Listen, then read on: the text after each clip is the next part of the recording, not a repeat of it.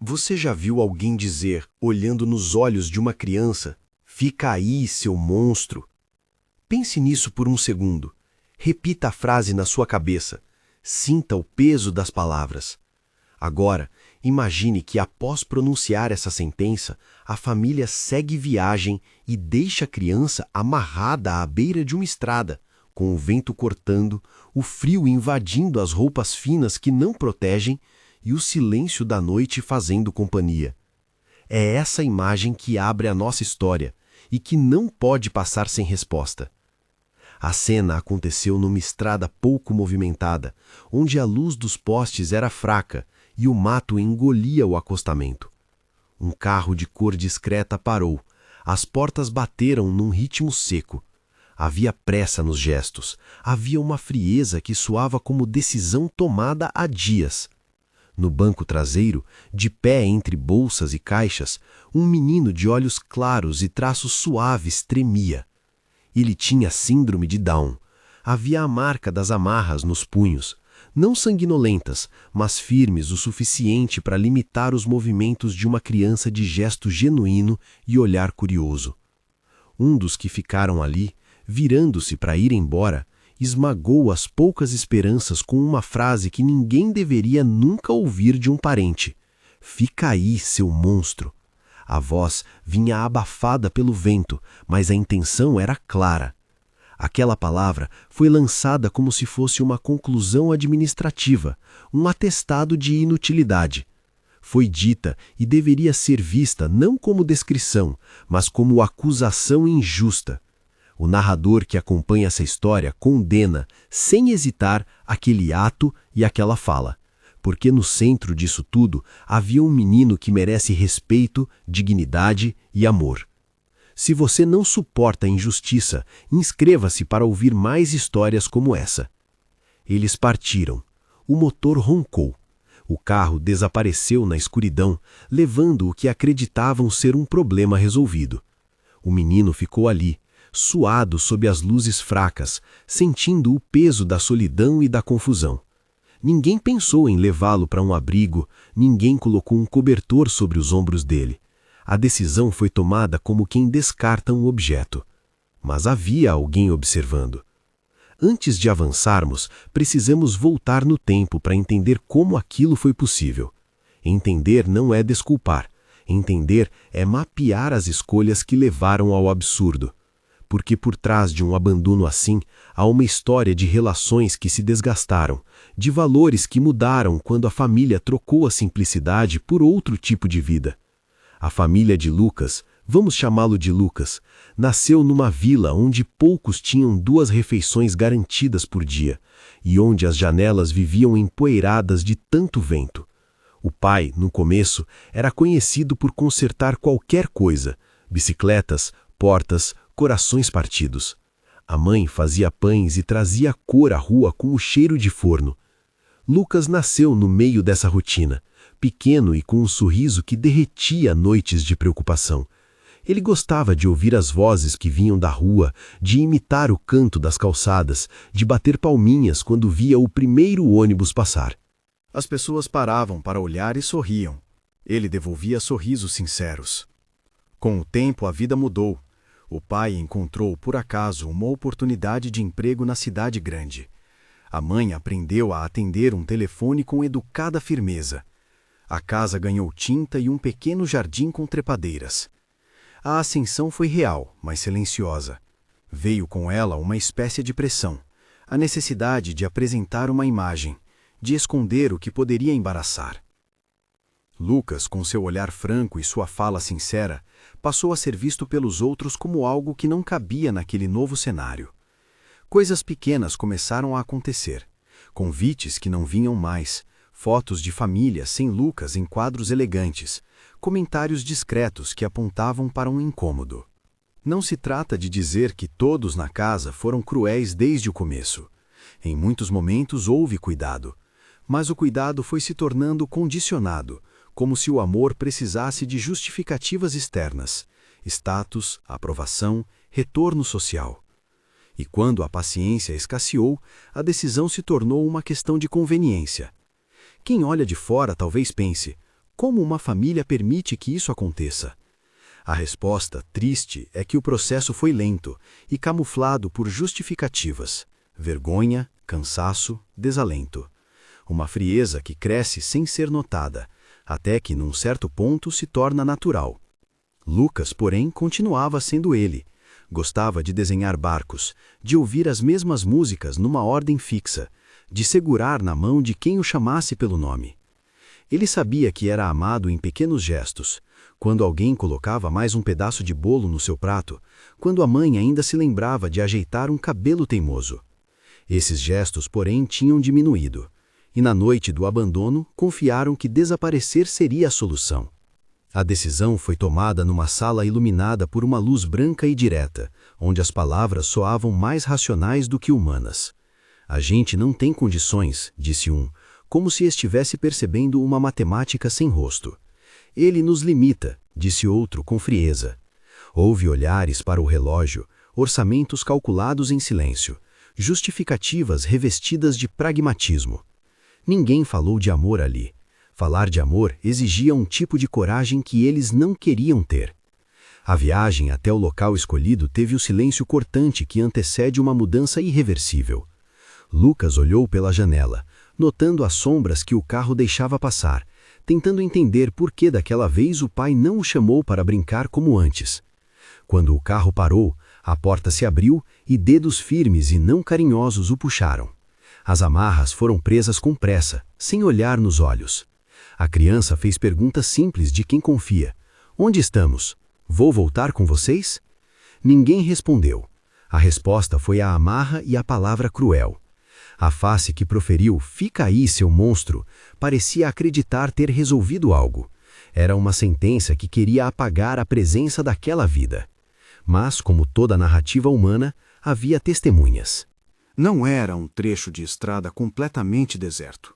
Um homem, como tantos, acostumado a ver o mundo olho a olho, estava ali. Joaquim, que todos chamavam de seu Joaquim, não tinha diploma nem carro novo, mas tinha olhos atentos e uma dignidade construída em pequenos gestos. Catador de materiais recicláveis, conhecia cada curva da estrada e cada rosto nas esquinas. Aquele trecho da noite lhe era familiar, e foi ele quem viu o carro parar. Joaquim viu a pressa, viu o menino apreendido na cadeira de trás, viu a cena que qualquer consciência deveria impedir. Não tinha coragem para confrontar, não era do feitio, mas tinha um celular velho, uma bateria móvel que sempre levava e aprendeu naquela noite que filmar seria um modo de não ser apenas testemunha passiva. Ele viu, ele ouviu, ele filmou, ele agiu. Repetição. O que parecia simples era, na verdade, a linha tênue entre a inação e o resgate.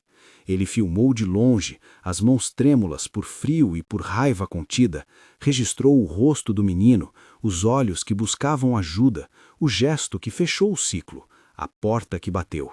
Quando o carro sumiu na estrada, Joaquim não foi para casa. Caminhou até o ponto onde a criança estava amarrada, olhos arregalados como quem percebeu injustiça de mais de uma vez. Aproximou-se com passos cautelosos, sem pressa de ser mais do que realmente era. Os nós eram simples, mas bem dados. Não foi preciso muita força para desfazê-los. O que Joaquim ofereceu primeiro não foi discurso, nem solução legal, nem promessa vazia. Ofereceu seu sobretudo, morno do corpo de quem passa horas na rua, e uma espátula de afeto que vinha numa voz mansa. Calma, menino. Toma meu casaco. Você tá seguro agora. A mão do homem era áspera. A mão do menino, pequena e fria, agarrou a barra do casaco como se fosse abrigo. Nessa cena não havia heróis com capas, nem cenas grandiosas. Havia humanidade. Havia o que um gesto simples pode resgatar. Joaquim ensinou como aconchegar um cobertor improvisado, como ajeitar a gola para evitar que o vento chegasse no pescoço, como oferecer uma garrafa de água sem perguntas invasivas. A criança, que momentos antes esteve sozinha e atada, agora sentia calor humano. Começava um processo minúsculo de recuperação. O calor do corpo de outra pessoa, a fala gentil que repete o nome, o lanche que não faz perguntas, os olhos que não julgam. Não é que Joaquim fosse um anjo perfeito. Ele tinha medo. Medo do que poderia acontecer se alguém retornasse, medo de se envolver naquilo que parecia ser problema de família. Mas havia também uma bússola moral que o impedia de virar as costas. E então agiu. Levou o menino até seu pequeno barraco, um lugar de paredes descascadas, cheiro de café e um cobertor que pareceu em poucos minutos o mais valioso do mundo. No caminho, perguntou o nome do menino, e a resposta veio como uma música que soltou alívio. Lucas. O nome era dito com timidez, mas firmeza. Joaquim repetiu o nome várias vezes, como quem precisa aprender um novo mapa. Lucas. Pode ficar tranquilo, Lucas. Repetir nomes dignifica. Nomes lembram quem somos. O cuidado inicial foi prático e delicado. Roupas limpas encontradas entre doações velhas. Uma sopa aquecida que aqueceu o corpo e, por tabela, a alma. Lucas comeu com vontade, sem pressa. Os gestos que antes pareciam programados, levantar a mão para a boca, rir com os olhos, voltaram num compasso natural. A criança colocou a cabeça no colo do homem, um gesto que não se inventa. Ele nasce quando se sente segura. O silêncio entre os dois não era pesado, era reconfortante. Enquanto fazia isso, Joaquim deixava o celular carregar.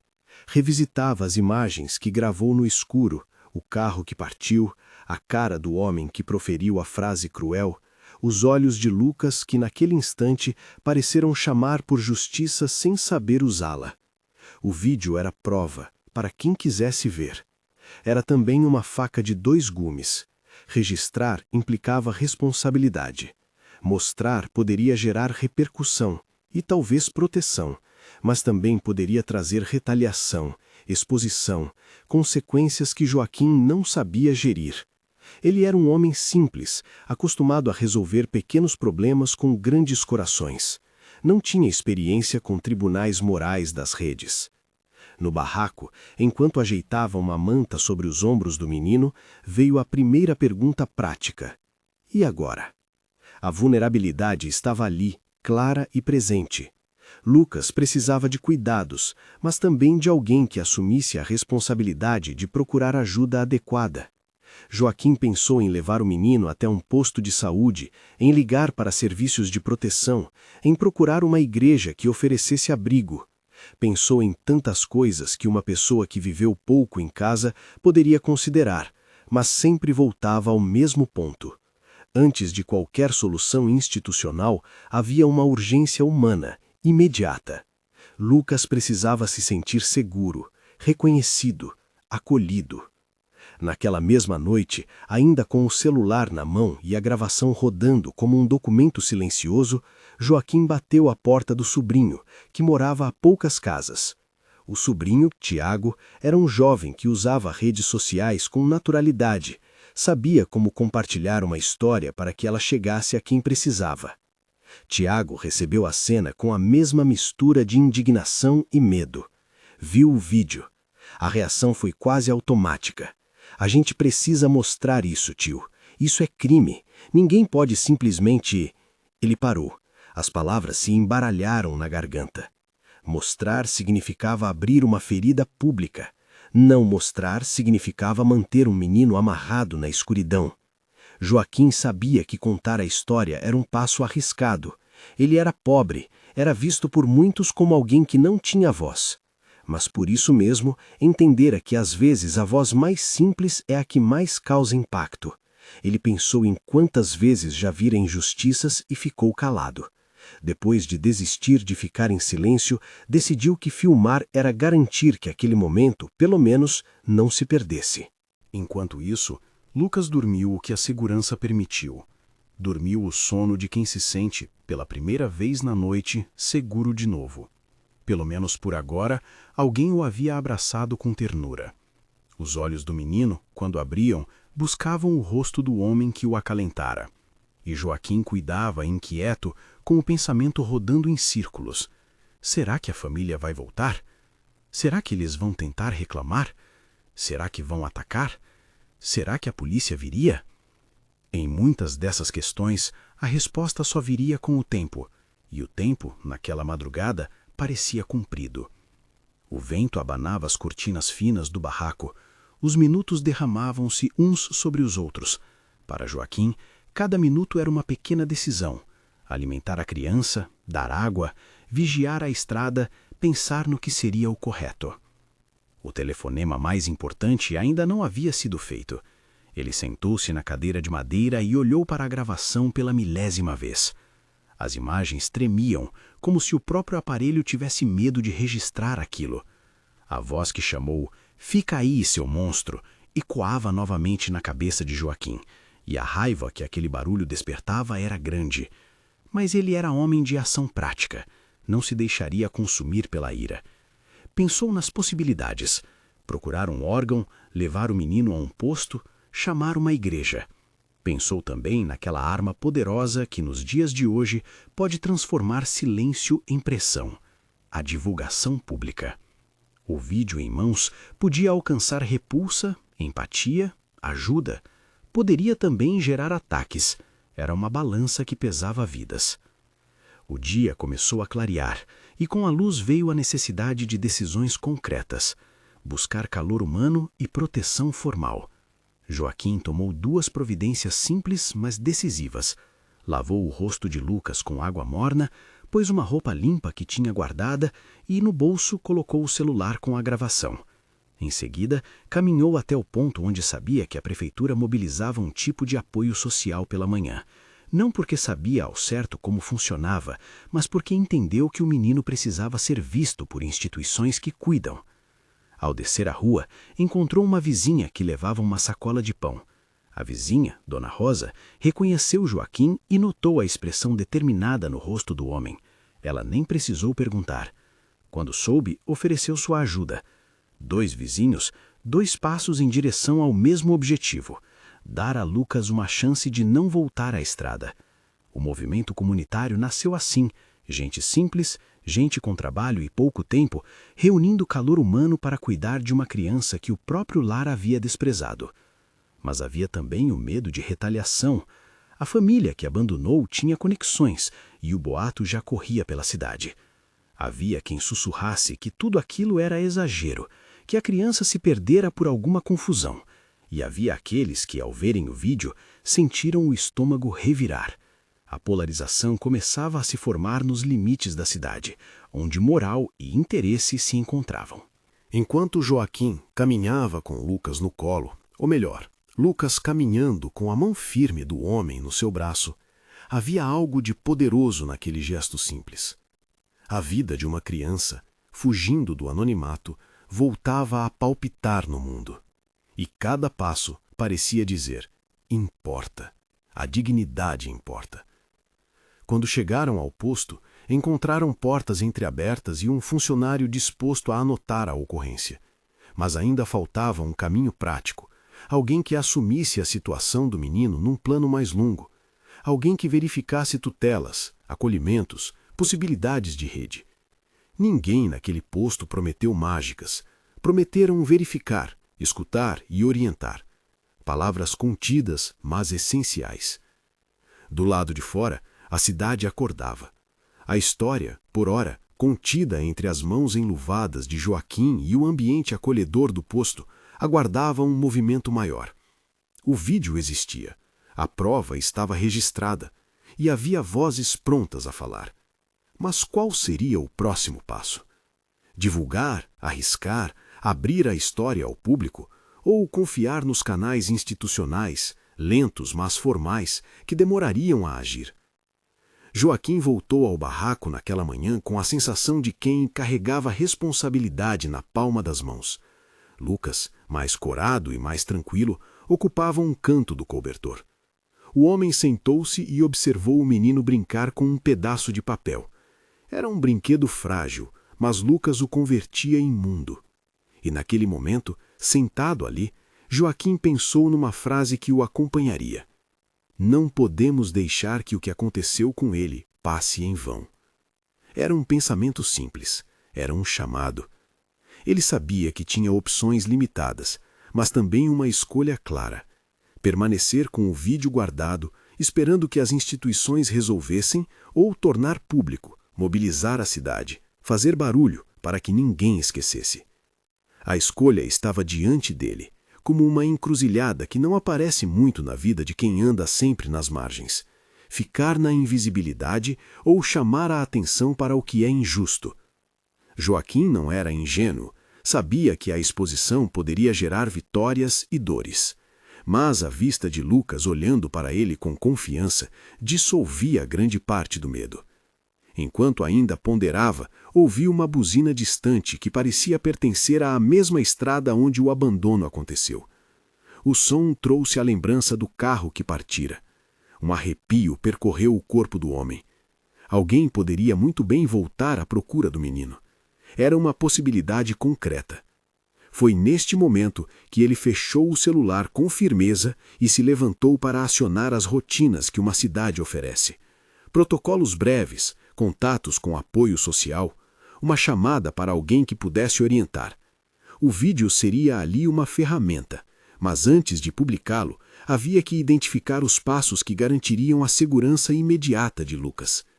A tensão estava a caminho de virar ação deliberada. As escolhas que Joaquim faria nas horas seguintes teriam consequências que ultrapassariam o seu barraco e sua vida discreta. E já então havia sinais de que a cidade tinha memória suficiente para reagir quando uma injustiça fosse mostrada com clareza. O futuro se alinhava num vértice que chamava por coragem. E foi no instante em que decidiu, com as mãos ainda trêmulas, ligar para um contato que conhecia em uma organização local que algo inesperado ocorreu. O celular vibrou com uma notificação de uma chamada não atendida. Do outro lado, um número desconhecido. Joaquim hesitou. Atender aquele número poderia significar ouvir a voz de quem fora responsável por aquele abandono. Ou poderia ser alguém querendo oferecer ajuda. Ele olhou para Lucas, que brincava com a ponta do cobertor, e então atendeu. Do outro lado da linha, quem falou não foi a voz de um agressor, foi a voz trêmula de uma mulher que ouviu rumores na vizinhança. "Vi algo na estrada", ela disse. "Não sei se foi, eu só sei que tem uma criança." A conversa seguinte foi curta, cheia de solavancos, mas o efeito foi imediato. Pessoas começavam a se mover. Pequenos nós de solidariedade se formavam. Uma vizinha prometeu levar roupas, outro voluntário ofereceu transporte até um serviço de acolhimento institucional caso fosse necessário. A cidade, ainda em passos lentos, começava a responder. Joaquim sentiu que a escolha pela ação se confirmava.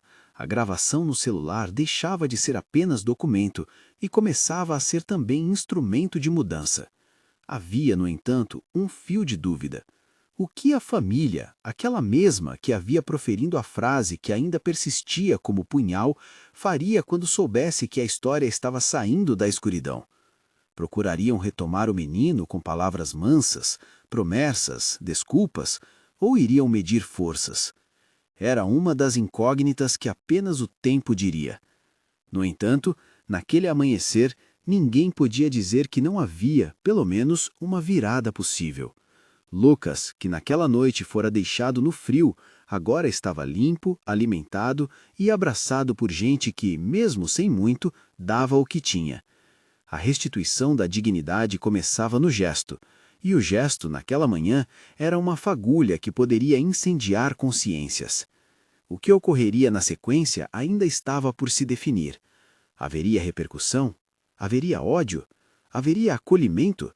A próxima decisão de Joaquim entre guardar o vídeo numa gaveta ou colocá-lo na internet estava prestes a se tornar o catalisador que definiria não só o destino de Lucas, mas também a mensagem que aquela cidade enviaria ao mundo, que ninguém pode ser descartado. E enquanto ele ponderava, o telefone tocou outra vez, com um número que ele ainda não conhecia, e do lado de fora alguém bateu com pressa contida na porta do seu pequeno abrigo. A batida na porta veio como quem trazia pressa e notícia ao mesmo tempo. Joaquim abriu e encontrou Tiago, ofegante, com o rosto iluminado pela tela do celular. "Tio, eu já postei", disse ele, sem rodeios. Mostrou a publicação, o vídeo curto, sem cortes, em que se via o carro parando, as mãos que amarravam, a frase que cortava como navalha. Logo abaixo, uma legenda simples. Isso aconteceu na estrada tal. Uma criança foi deixada amarrada. Isso é abandono. Em poucas horas, a publicação ganhara centenas de reações. Em poucas conversas, o assunto se espalhara pelas ruas. A reação foi imediata e desordenada. Havia gente que, ao ver as imagens, sentira náusea. Outras pessoas choravam sem saber por quê. Alguns partilhavam com raiva quase física. E, claro, vieram as mensagens contraditórias. Solidariedade, acusações, ofertas de ajuda, também ameaças anônimas. Tiago lia cada comentário como se fossem cartas de um futuro incerto. Joaquim, por sua vez, segurava o calor do celular como quem segura uma chama. Eles sabiam que, ao tornar aquilo público, não haveria volta completa, mas também entendiam que a visibilidade abria caminho para a proteção. Em poucas horas, voluntários das redondezas apareceram. A vizinhança que antes discutira no portão, agora trazia cobertores, roupas de calor e biscoitos. Dona Rosa não parou de preparar café. Outra senhora trouxe remédios básicos. Um coletivo local que coordenava acolhimentos discretos enviou uma mensagem oferecendo encaminhamento temporário para Lucas. Um grupo de mães, ao verem o rosto do menino, juntou roupas maiores e brinquedos. Pequenos gestos, muitos deles anônimos, se articularam num nó de apoio que começou a definir um trajeto possível para a criança. Enquanto isso, a publicação de Tiago alcançava um jornalista da rádio local, que entrou em contato pedindo informação. Em poucas horas, a história ganhou um tom público. Havia prova, havia testemunha, havia uma criança que pedira socorro sem ter palavras para tanto. Jornalistas apareceram no posto de saúde não para explorar, mas para dar voz ao que parecia ser uma denúncia séria. Um deles, uma repórter chamada Marina, fez perguntas com tato, olhando sempre para a garantia de segurança da criança. "Como ele está agora?" perguntou. "Existe risco imediato?" questionou. Havia pressa em saber, mas também havia cuidado. A prensa pública poderia proteger ou expor de formas que fugiam ao controle de quem já sofrera tanto. O vídeo se espalhou. Na tela do celular de um homem, ele se transformou em acusação. Na tela de outro, em convite à ação. Surgiu uma hashtag, depois outra. Em pouco tempo, a conversa alcançou as redes maiores, e com ela veio pressão. A promotoria foi acionada por cidadãos. Órgãos de proteção à criança receberam denúncias. Uma organização ligada a pessoas com deficiência entrou em contato para oferecer orientação e explicar direitos. Era o começo de uma cadeia de cuidado que envolvia tanto a base comunitária quanto instituições. Os familiares, por sua vez, acordaram ao rastro do que haviam feito. A primeira reação foi incredulidade. Acreditar que aquilo poderia ser público parecia um pesadelo que não cabia no raciocínio que justificara o abandono. Houve telefonemas, tentativas de controlar a narrativa, pedidos de silêncio. Alguns tentaram suavizar. "Não foi bem assim, a gente só foi dar um jeito." Outros, mais diretos, tentaram recuperar o menino. Mas o que se viu, quando tentaram chegar ao local, foi uma determinação comum. Ali havia uma comunidade que não permitiria o retrocesso fácil.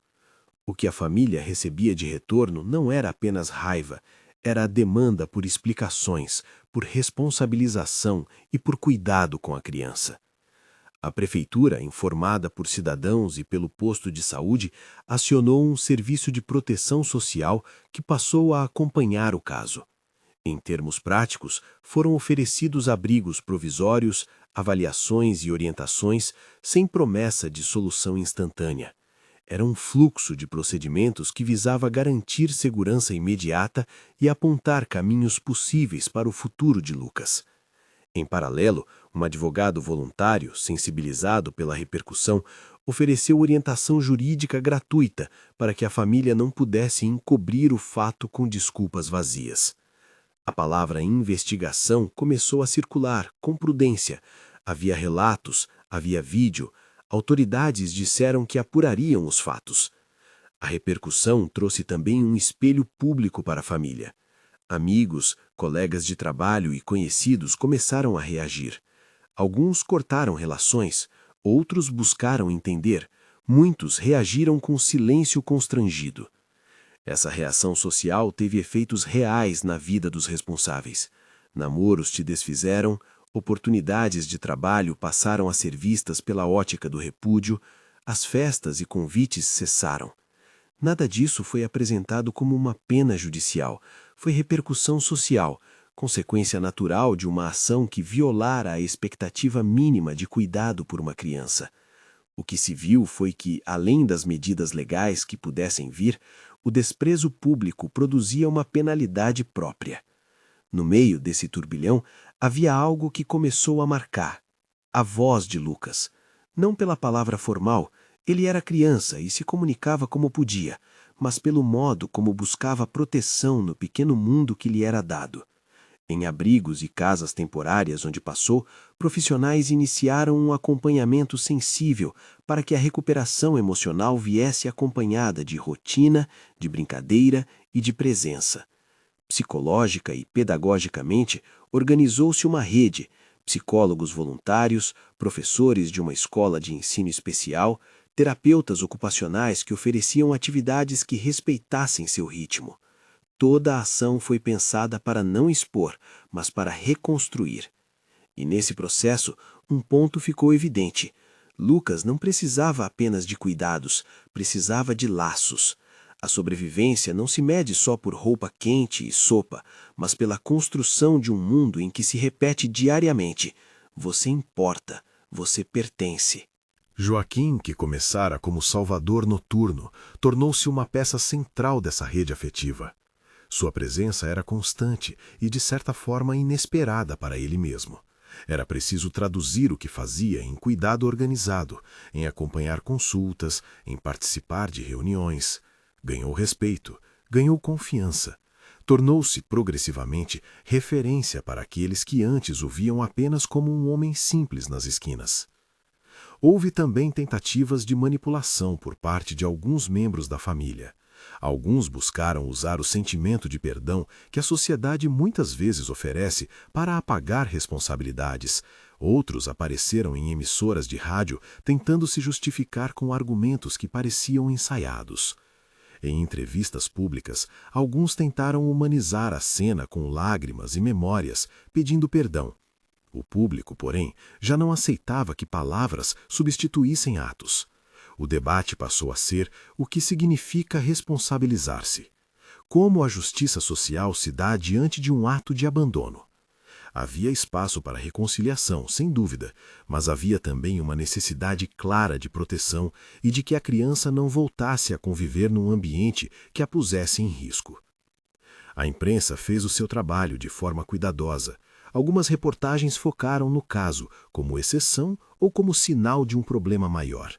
Abordaram a vulnerabilidade das pessoas com deficiência diante de preconceitos, conversaram com especialistas, deram voz a organizações que lutam por inclusão. Não houve espetáculo, houve exposição necessária que fomentou o debate. A cidade, que antes parecia acomodada, discutiu nas praças, nas rodas de conversas, nas redes, sobre como tratar a diferença, sobre como as mudanças de status não podem apagar o dever de cuidado. E sabe o que ninguém esperava? Que o simples gesto de um catador pudesse desencadear não só uma comoção local, mas um movimento real de apoio.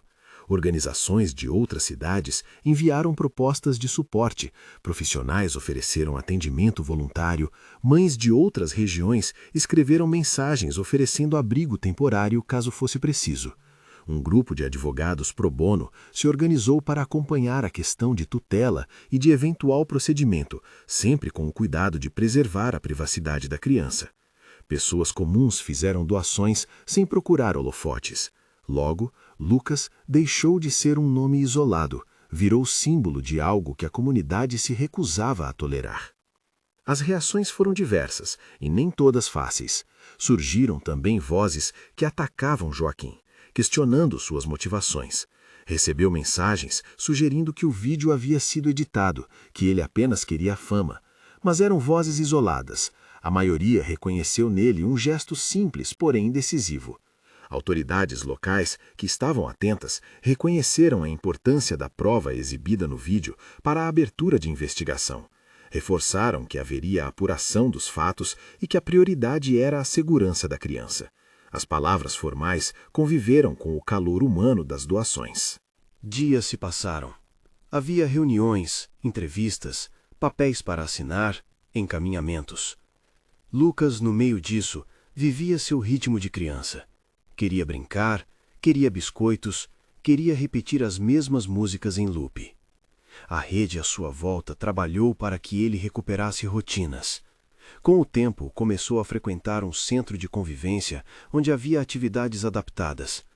Lá encontrou outras crianças com diversas formas de ser. Teve professores que o tratavam com normalidade, que o escutavam, que sorriam quando ele fazia algo novo. Era uma cena modesta, mas vital. A comunidade sendo reconstruída em torno dele. E Joaquim? Tornou-se mais do que herói em manchete, um homem que aprendeu a articular. Passou a participar de reuniões com a ONG, soube preencher papéis, ouviu orientações sobre proteção de dados, aprendeu a não expor Lucas mais do que era necessário. Recebeu ofertas de ajuda para ele e para sua família. Um curso, um pequeno auxílio para melhorar o barraco, convites para participar de ações comunitárias. Não foi um salto para o protagonismo, foi organização para transformar um gesto isolado em rede de proteção. A família, por sua vez, enfrentou consequências que iam além do alcance das palavras. A pressão social e a investigação em curso forçaram uma divisão interna. Alguns membros tentaram reparar com atitudes práticas, buscaram ajuda psicológica, procuraram orientação sobre cuidados, manifestaram desejo de compromisso real. Outros, no entanto, retraíram-se. Para Lucas, o que importava não era que todos mudassem da noite para o dia. Importava que, dali em diante, existissem adultos confiáveis ao seu redor e um plano claro para seu bem-estar. O que o futuro reservaria para a relação familiar seria uma decisão a ser tomada com suporte técnico e com a prioridade absoluta do menino. Com a repercussão, algumas mudanças concretas começaram a surgir na cidade. Escutar o caso fez com que grupos de apoio à inclusão e ao atendimento de crianças com deficiência se articulassem com órgãos públicos. Surgiram propostas de campanhas de sensibilização, formação para servidores públicos e a promessa de encaminhamento mais rápido para situações de risco. Sem milagres, sem soluções mágicas, mas com passos práticos que visavam reduzir a chance de algo similar ocorrer. Era um efeito indireto que aquecia o peito de quem acreditava que o bem comum nasce de pequenas vitórias. Houve, inclusive, iniciativas para fortalecer a escuta familiar. Grupos de apoio para pais, sessões educativas sobre direitos e deveres, orientações sobre redes de suporte. A narrativa pública passou a responsabilizar não só indivíduos, mas a chamar atenção para sistemas mais amplos. A falta de suporte social, a vergonha que atinge famílias pela diferença, a necessidade de políticas que amparem quem cuida. A história de Lucas tornou-se assim case de reflexão. Onde a sociedade falha quando transforma dificuldade em exclusão? Como proteger os vulneráveis quando preconceitos se escondem sob justificativas práticas? Em meio a isso, um dos momentos mais significativos foi quando, numa tarde clara, coletivos locais organizaram um encontro na Praça Central. Não era um protesto agressivo, era um ato de solidariedade. Crianças com cartazes de desenhos, famílias que trouxeram bolos, moradores que se aproximavam. Havia também representantes de organizações de apoio que apresentaram informações sobre como ajudar e como denunciar. Lucas foi levado ao local de forma discreta, protegido, para que pudesse ver rostos que já o conheciam e se sentisse parte de um corpo que o acolhia. Quando o menino sorriu ao ver uma fila de crianças que lhe estendiam a mão, Joaquim sentiu que o gesto da noite fria havia de algum modo multiplicado-se. A família tentou, em público, uma reaproximação. Houve uma cena em que um parente se aproximou de Joaquim para dizer que queria conversar. O que se seguiu foi uma conversa tensa, olhando para o menino que não havia voltado para casa.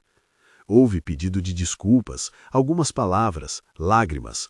Mas o que a comunidade e as instituições deixaram claro foi que o pedido de desculpas não substituía a resposta prática.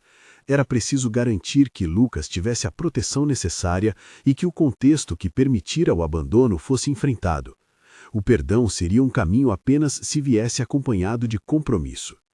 Passado algum tempo, o caso despertou também olhares de fora da cidade. Uma pequena campanha de arrecadação foi lançada para apoiar os custos temporários de acolhimento e para implantar atividades que garantissem desenvolvimento e inclusão.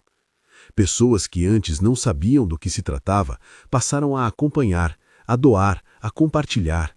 Havia, de novo, uma responsabilidade: transformar indignação em cuidado duradouro. Muitos perceberam que, para além do clamor inicial, era preciso sustentação no médio e longo prazo.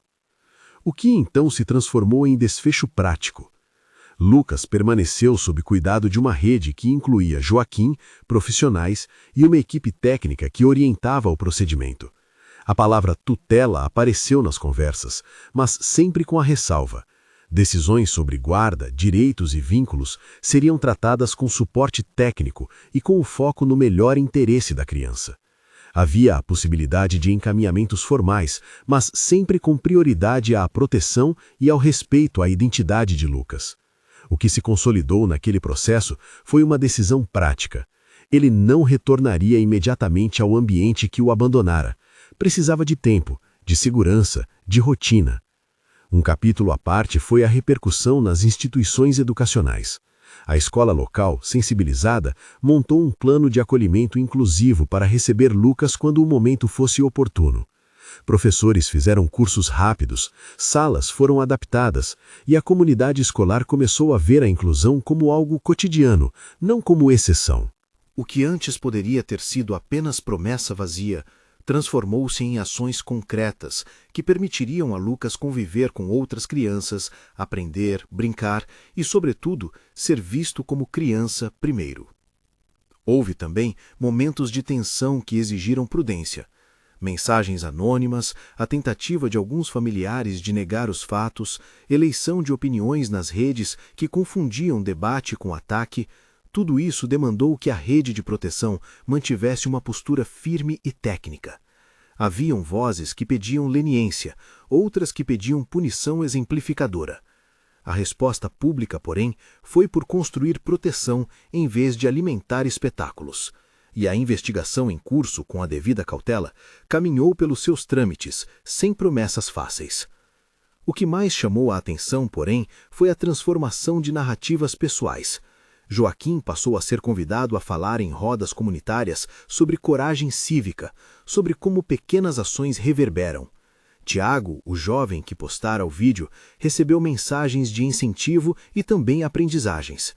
Os voluntários que se organizaram ganharam experiência e se articularam para formar um núcleo de resposta a situações similares.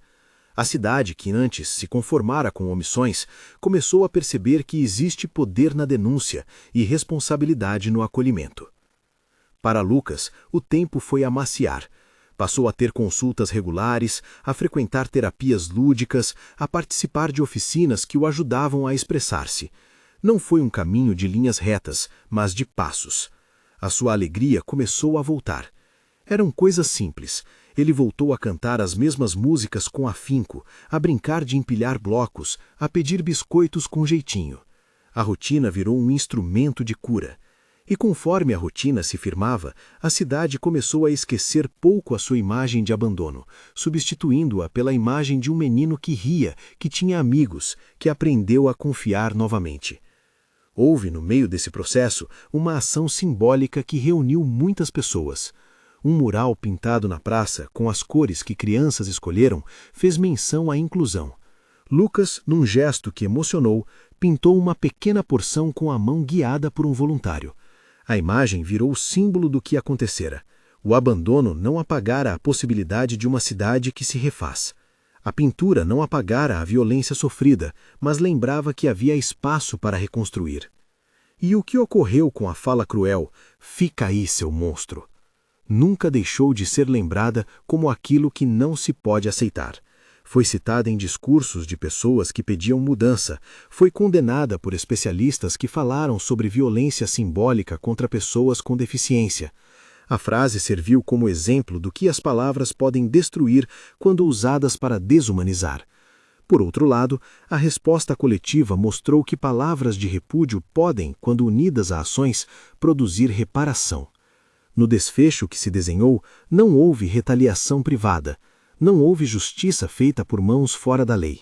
Houve sim responsabilização social e a abertura de uma investigação, que, até onde se sabe, estava em andamento, com possibilidade de medidas protetivas e outras providências. A narrativa pública optou por reforçar que proteger uma criança é prioridade, que expor e punir sem processo não é o caminho, e que a promoção de políticas e redes de suporte é tanto ou mais eficaz que a vingança. O que resta então para quem acompanha a história de Lucas? Resta a certeza de que um gesto simples, filmar, não por espetáculo, mas por necessidade de prova, oferecer um cobertor, não virar as costas, pode fazer toda a diferença. Resta a lição de que a dignidade de uma pessoa não é negociável com medo, conveniência ou vergonha. Resta a responsabilidade comunitária de vigiar, cuidar e articular proteção. Resta a possibilidade de que nossos atos, mesmo pequenos, sejam sementes de mudança. Hoje, quando Lucas corre pelo pátio do centro de convivência, ele não o faz como alguém marcado apenas por um episódio de dor. Ele corre como criança que aprendeu a confiar outra vez. E Joaquim, ao ver isso, sabe que o que fez foi um ato de humanidade, nada heróico no sentido espetacular, mas heróico no silêncio do dever cumprido. A cidade aprendeu, aos trancos e com emoção, que ninguém deve ser deixado na beira da estrada. Se essa história tocou você, compartilhe para que mais pessoas se mobilizem em defesa dos vulneráveis. No campo de descrição, há links com organizações e formas seguras de ajudar crianças com deficiência. Consulte e apoie com responsabilidade.